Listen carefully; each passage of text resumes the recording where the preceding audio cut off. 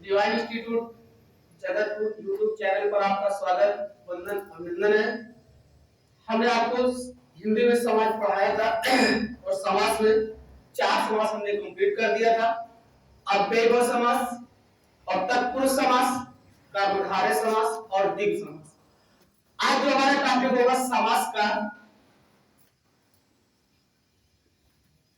समास का जो टॉपिक होगा वो होगा द्वंद्व और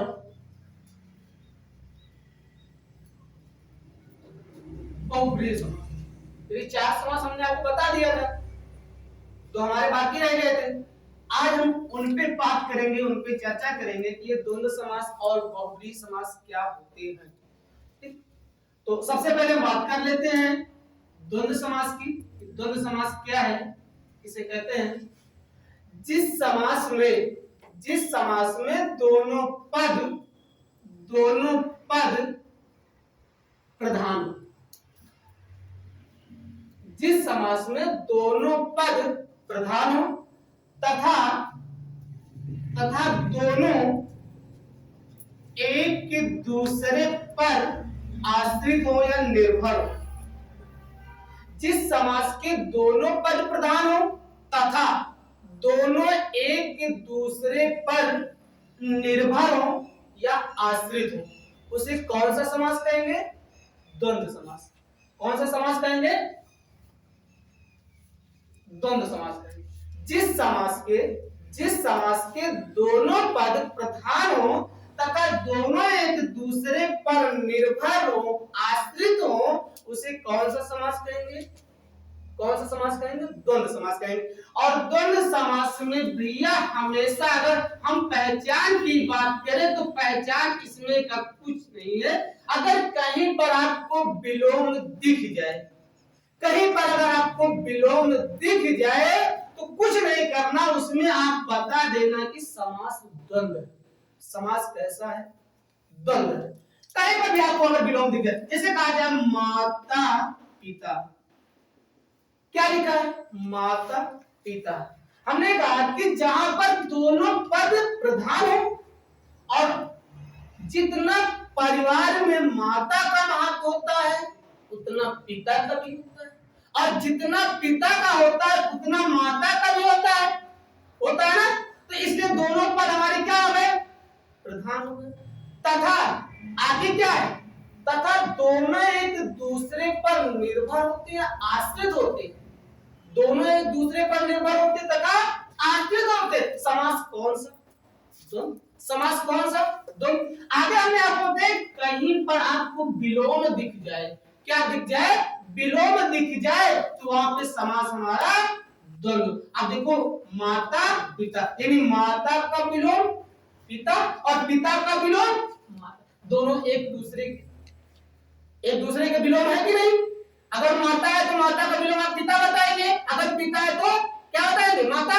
जैसे लिखा है भाई, तो भाई का विलोम बहन, भाई का विलोम बहन और बहन का विलोम। तो यहां पर क्या मिला? विलोम मिला ना, और विलोम मिला तो समास कौन सा? समास कौन सा? द्वंद्व समास। समास कौन सा? द्वंद्व। तो जब भी आपको पूछा है कि जिस समास के दोनों पद प्रधान हो तथा दोनों एक दूसरे पर निर्भर हो, समास कौन सा? द्वंद्व। और पहचान में हमने आपको बताया कि अगर आपको विलोम मिल जाए, क्या मिल जाए? विलोम मिल जाए तो समास कौन सा? द्वंद्व। और अगर कहीं पर कोई भी पद लिखा है, अगर उनके बीच में और लगा, क्या लगा? और लगा, या लगा, तथा लगा, तो समास कैसा? समास कैसा? द्वंद्व। समास कैसा? द्वंद्व। ठीक, शब्द को तोड़ा जाए, वाक्य को तोड़ने पर और लग जाएगा, या लग जाएगा, तथा लग जाएगा, समास हमारा हो जाएगा द्वंद्व। अब पूछा जाता है ये जो द्वंद्व समास है कितने प्रकार के होते हैं? द्वंद्व समास के कितने भाग होते हैं? द्वंद्व समास के कितने अंग होते हैं? तो जो हमारा द्वंद्व समास है ना, जो द्वंद्व समास है, इसके 3 भाग होते हैं। कितने भाग? 3।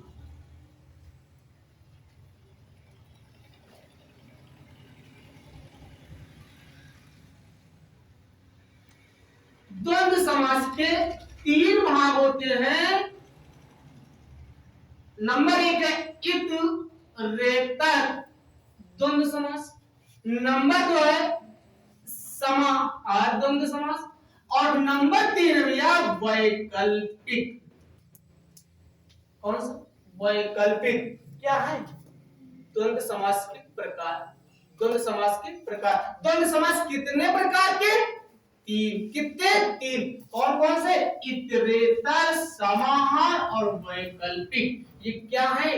द्वंद्व समास के प्रकार। अब जो इतरेतर है, ये जो समाहार है, ये जो वैकल्पिक है, ये क्या है? कुछ नहीं है, सिर्फ थोड़ा सा ध्यान दोगे तो समझ में बहुत जल्दी आ जाएगा। तो सबसे पहले हम इतरेतर और वैकल्पिक की बात करेंगे। अभी हम समाहार को भूल जाएंगे। समाहार को थोड़ी देर के लिए अलग करके रख देना है कि समाहार है ही नहीं, छोड़ दो उसको। अभी बात करेंगे इतरेतर और वैकल्पिक की। इतरेतर और वैकल्पिक कुछ नहीं भैया, देखो अगर कहीं पर कोई भी शब्द या हम कह सकते हैं कोई भी पद दिया जाए, कोई भी पद दिया जाए और उस पद का विग्रह किया जाए। क्या किया जाए? यदि उस पद का विग्रह किया जाए और विग्रह करते समय यदि क्या लग जाए? और लग जाए। क्या लग जाए? और लग जाए। और क्या लग जाए? तथा लग जाए। समझ पा रहे हो? इतरेतर द्वंद्व समास या वैकल्पिक द्वंद्व समास का उदाहरण तीन का है। और अगर उनका तोड़े के समय या विग्रह करते समय यदि अगर और लग जाए, क्या लग जाए? और या तथा लग जाए, तो समास कौन सा? इतरेतर द्वंद्व समास। समास कौन का? इतरेतर। ध्यान देना, जैसे लिखा है, क्या लिखा? माता और पिता। पद लिखा माता पिता। हमने बताया यदि इनका विग्रह किया जाए, विग्रह किया जाए और विग्रह करते समय और लग जाए, तथा लग जाए, तो उसको हम बताएंगे इतरेतर द्वंद्व समास। तो हमने इसका विग्रह किया, हमने कहा माता और पिता। माता और पिता। क्या मिला भैया? और मिला।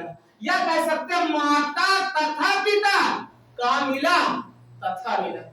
समझ में बात आई? हमने क्या बताया पहचान आपको कि यदि शब्द का विग्रह की जाए या पद का विग्रह की जाए और विग्रह करते समय बीच में और लग जाए, तथा लग जाए, तो कौन सा इतरेतर द्वंद्व समास? इतरेतर द्वंद्व समास। कौन सा? इतरेतर द्वंद्व समास। अब देखो, जो इतरेतर का उदाहरण होगा वही वैकल्पिक का उदाहरण होगा। भैया जो इतरेतर का उदाहरण होगा वही वैकल्पिक का उदाहरण होगा। जैसे यहाँ पे दिया है माता पिता, माता पिता। यहाँ पे भी माता पिता दिया है और यहाँ पे भी माता पिता दिया है। फर्क इतना है कि अगर यहाँ पे हम और लगा देंगे, तथा लगा देंगे तो इतरेतर द्वंद्व समास, और अगर यहाँ पे हमने लगा दिया या का, या का लगा देना या, अगर हम विग्रह कीना और विग्रह करे के बाद बीच में या लगा देना भैया, तो वैकल्पिक द्वंद्व समास। कौन सा द्वंद्व समास? वैकल्पिक द्वंद्व समास। तो हो गया माता, माता या पिता, माता या पिता। का लगाओ भैया? या लगाओ। का लगाओ? या। और यहाँ पे हमने क्या लगाया था? और लगाया था। तो अगर और लगाएंगे तो इतरेतर द्वंद्व समास, और या लगाएंगे तो कौन सा? वैकल्पिक द्वंद्व समास। समझ में बात आई भैया? ठीक। तो इस तरह से हमारा समास का जो द्वंद्व समास था वो हो गया समाप्त। क्या हो गया? समाप्त। नहीं, अभी यदि ये वैकल्पिक और इतरेतर हमारा समाप्त हो गया, लेकिन हमारा समाहार जो है वो इस बात पे हम समाहार की बात कर ले। ये समाहार क्या है? तो इसको हम विग्रह करेंगे या इसका हम अर्थ निकालेंगे तो हो जाएगा समान। कब? समान। कहने का मतलब ऐसा द्वंद्व समास, ऐसा द्वंद्व समास जहां पर दोनों पद, जहां पर दोनों पद, जहां पर दोनों पद एक ही रूप में व्यक्त किया जाए।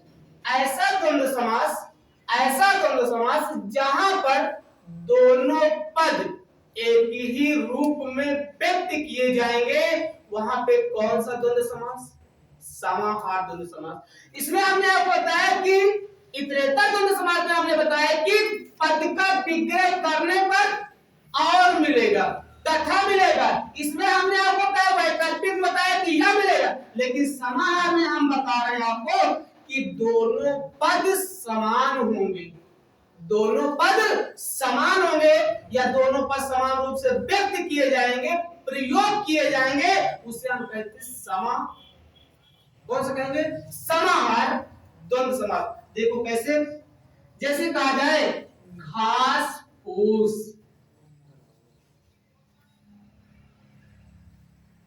कहा लिखा है घास फूस, यानी पद कितने? दुई, पद कितने? दुई, लेकिन दोनों पद समान रूप से व्यक्ति हैं। हम कहा घास फूस, अन्न जल, कपड़ा लत्ता, तो दोनों पद का समान रूप से प्रयोग किया। रुपया पैसा समान रूप से व्यक्त कर रहा है, समान रूप से व्यक्त कर रहा है। तो जहां पर दोनों पद को समान रूप से व्यक्त किया जाएगा, जहां पर दोनों पद को समान रूप से प्रयोग किया जाएगा, वहां पे समास कौन सा?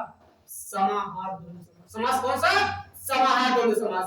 लेकिन जहां पर शब्द का या पद का विग्रह किया जाए और लग जाए, तथा लग जाए, या लग जाएगा, तो अगर यह लगेगा तो वैकल्पिक हो जाएगा, और तथा लगेगा तो इतरेतर हो जाएगा। लेकिन दोनों पद समान रूप से व्यक्त की जाए, दोनों पद समान रूप से रखा जाए, तो दोनों पद समास कौन सा? समाहार द्वंद्व समास। समास कौन सा? समाहार द्वंद्व समास। उम्मीद करते समझ में आया भैया?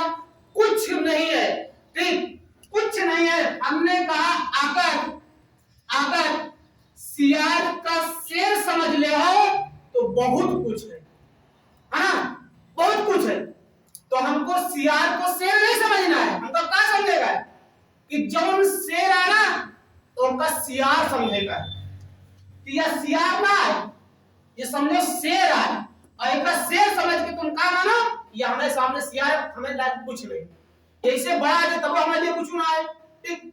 तो इस तरह से द्वंद्व समास हमारा समाप्त होता है। और अगला समास हमारा बहुव्रीहि समास। तो सबसे पहले जो बहुव्रीहि शब्द ही है, सबसे पहले हम इसकी बात कर ले कि बहुव्रीहि होता है, बहुव्रीहि होता है कि बहुव्रीहि होता है। ये शुद्ध वर्तनी में पूछा जाता है और दो शब्द दे देता है, एक में लिखा होता है बहुव्रीहि और एक में लिखा होता है बहुव्रीहि, ठीक। तो शुद्ध वर्तनी में जो हमारा होगा ये होता है शुद्ध होता है, वो होता है बहुव्रीहि, बारह होता है, वह होता है, ठीक। तो इसलिए हमारा गलत है, और ये जो हमने वह लिखा है ये हमारा सही होता है। इसलिए जो बहुव्रीहि शुद्ध होता है वो होता है बहुव्रीहि होता है, ठीक। चलिए अब बात करते हैं कि बहुव्रीहि समास क्या है, किसे कहते हैं, कितने भाग होते हैं, कौन कौन से होते हैं, ठीक। तो बहुव्रीहि समास जिस समास के दोनों पद, जिस समास के दोनों पद अप्रधान, जिस समास के दोनों पद अप्रधान हो तथा तीसरे पद की प्रधानता हो, तथा तीसरे पद की प्रधानता, यानी दोनों पद का हो असमान हो, मतलब दोनों पद की प्रधानता ना हो, और प्रधानता हो तो कौन का हो? तीसरे पद की प्रधानता हो। किस पद की प्रधानता हो? तीसरे। तो जिस समास में दोनों पद अप्रधान हो तथा तीसरे पद की प्रधानता होती है, उसे बहुव्रीहि समास कहते हैं। कौन समास कहते हैं? बहुव्रीहि समास। और तीसरा पद बराबर पर्यायवाची, तीसरा पद बराबर पर्यायवाची। और भैया जो हमारा बहुब्रीहि समास होता है ना, बहुब्रीहि समास, इसमें 90% कितने प्रतिशत, 90% भैया पर्यायवाची आवत है। कहां आवत है? पर्यायवाची। तो कहीं पर भी अगर आपका पर्यायवाची दिख जाए, कहां दिख जाए, अगर कहीं पर पर्यायवाची दिख जाए तो भैया समास कौन सा? बहुब्रीहि समास। समास कौन सा?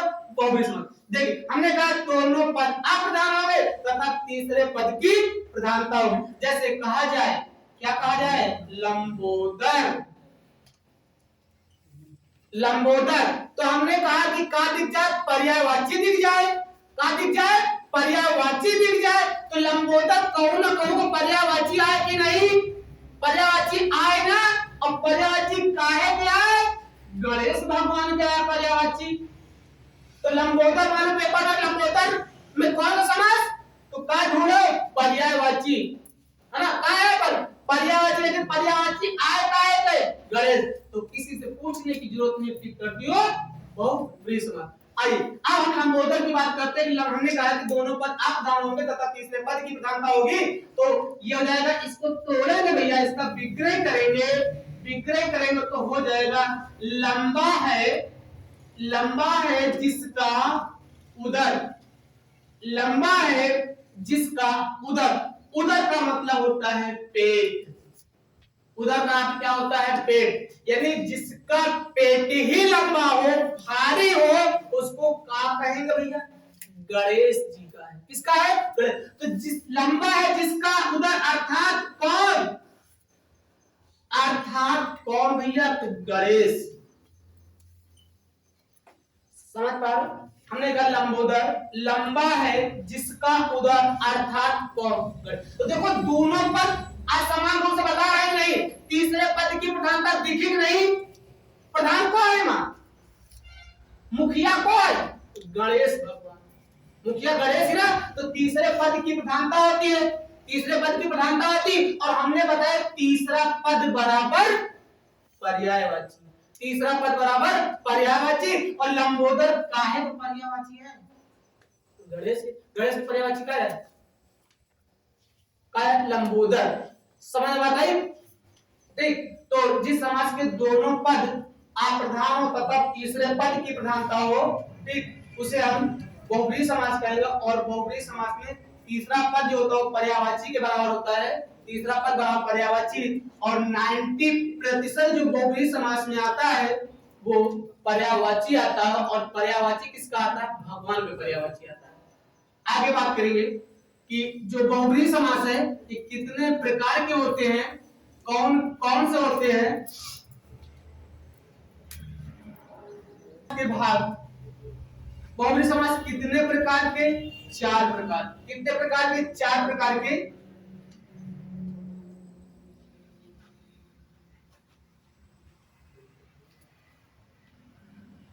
नंबर 1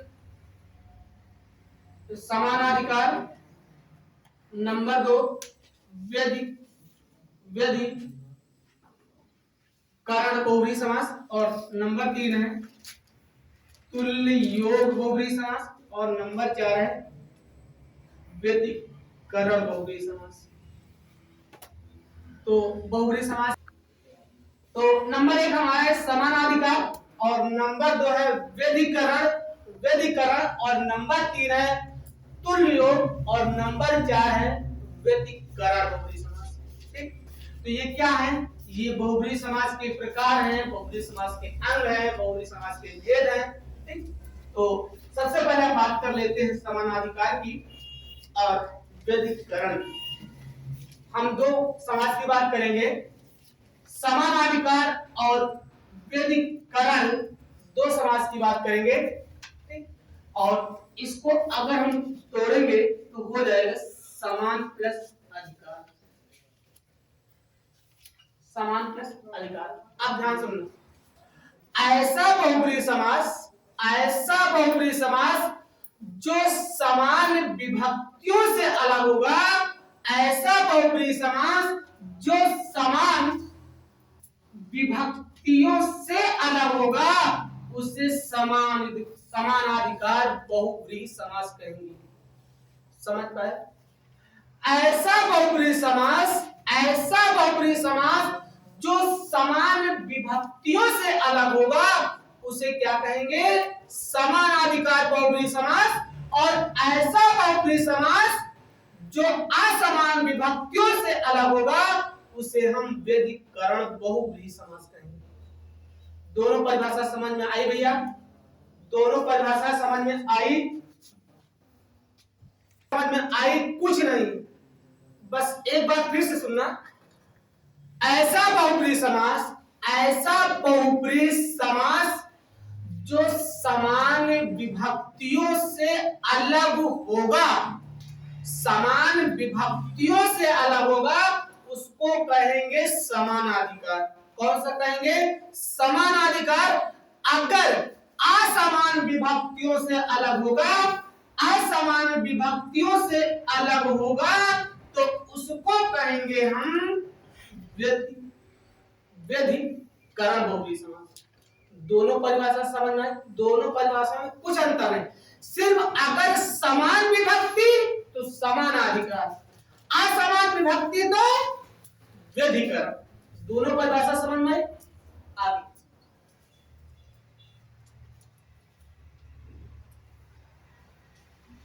और दोनों में भैया पर्यायवाची आएंगे। दोनों में क्या आएंगे? पर्यायवाची। दोनों में क्या आएंगे? हमारे पर्यायवाची आते हैं। और यहाँ पे दोनों जो हमारी समानाधिकार जो व्यधिकरण है ना, इसमें जो हमारे पर्यायवाची आएगा। और पर्यायवाची का है, जिसे मैंने पीछे बताया कि पर्यायवाची आएगा 90% पर्यायवाची आएगा, लेकिन काहे का पर्यायवाची? भगवान के पर्यायवाची। काहे का पर्यायवाची? भगवान। यहू में अगर पर्यायवाची है तो भगवान के आई, और यहू में आई पर्यायवाची तो भगवान के पर्यायवाची आई। बात समझ में आई भैया? लेकिन अब ये ध्यान देना कि हाँ, भगवान में पर्यायवाची तो आई, दोनों भगवान में पर्यायवाची आई, लेकिन कौन भगवान में पर्यायवाची है? हिमवृत्त पाई। और कौन भगवान में पर्यायवाची है? हिमवृत्त पाई। हाँ भैया, ये भी ना। तो देखो,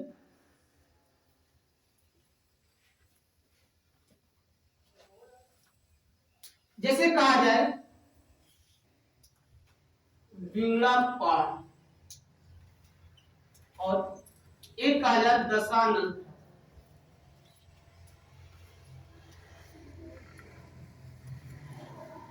ये हमने दो उदाहरण दिया है आपको, दशानन और वीणा पाठ। दशानन और वीणा पाठ, इन्हीं दोनों उदाहरण से हमारे दोनों समास क्लियर हो जाएंगे। अब ये व्यधिकरण है और ये समानाधिकार है। ये व्यधिकरण है, समानाधिकार है, और ये व्यधिकरण है। इसमें लिखा है वीणा पाठ, इसमें लिखा है दशानन। ध्यान से देखना, अगर इसको हम तोड़ेंगे तो निकलेगा वीणा है जिसके हाथ में अर्थात कौन? सरस्वती। वीणा है जिनके हाथ में अर्थात कौन? सरस्वती। और इसको हम तोड़ेंगे तो हो जाएगा 10 है आनंद जिसके अर्थात कौन? रावण। और दूसरे भगवान है, सरस्वती जी भगवान है और रावण भी भगवान है। भगवान है, हाँ, रावण भी भगवान है। आज दोनों जने भगवान है, हाँ, दोनों जने भगवान है। दशहरा में भगवान और वीणा पाल भी, यानी सरस्वती और रावण दो जने भगवान है, और दो जने का पर्यायवाची भी है ना। अब देखो, सुनो, इसमें वीणा पाल, इसमें दशहरा। अगर कहीं पर, अच्छे से ध्यान सुनना, अगर कहीं पर भगवान के पर्यायवाची आवे, अगर कहीं पर भगवान के पर्यायवाची आवे और उसका विग्रह किया जाए, क्या किया जाए? विग्रह किया जाए, और विग्रह करने के बाद अगर भगवान कौनो चीज अपने साथे लेके आए या अपने हाथ में धारण करे हैं, तो वहां पे कौन सा समास? व्यधिकरण। फिर सुनना, अगर कोई भी भगवान अपने साथ कोई ना कोई वस्तु हाथ में लेके आए हैं, कौन न कौन वस्तु का धारण करे हैं, हाथ में लिए हैं, तो समास कौन सा? बहुव्रीहि, लेकिन कौन सा? व्यधिकरण। अब यहाँ पे कहा कि वीणा पर, वीणा है जिसके हाथ में, अर्थात कौन? सरस्वती। तो भैया हमने कहा कि भगवान आवे अपने हाथ में कौनो न कौनो वस्तु लेके आवे, मतलब धारण करे हो। तो देखो ये सरस्वती जी आई ना, लेकिन वह अपने हाथ में का लिए हैं? वीणा। अपने हाथ में वीणा लिए है ना, इसलिए समास कौन सा? व्यधिकरण। अब इसमें भी देख लो, दशानन, दस है आनंद जिसके अर्थ का रावण। तो भैया भगवान का नाम हिना लिया हुआ है, लेकिन रावण जी या भगवान जब आए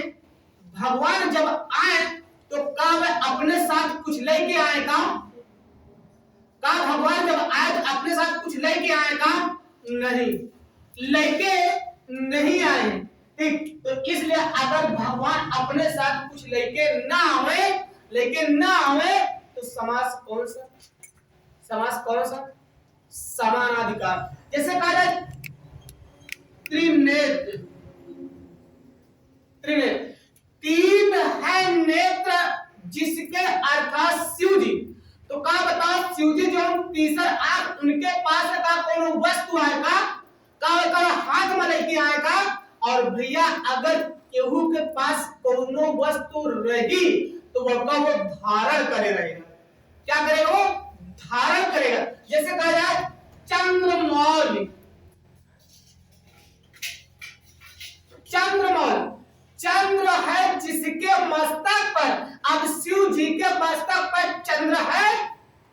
चंद्र है ना, तो शिव जी का करे? धारण करे। तो का यहाँ तीन है आंख का, तीसरी आंख का धारण करेगा?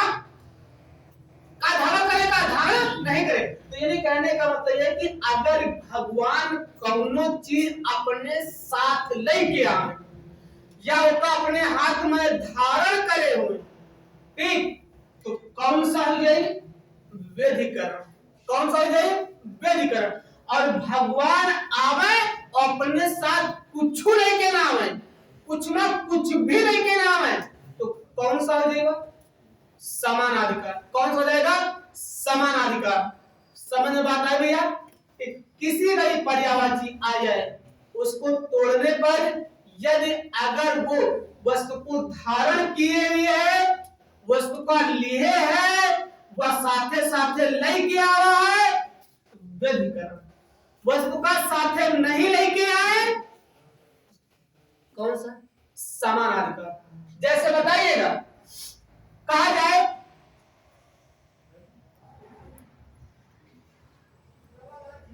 गिरधर,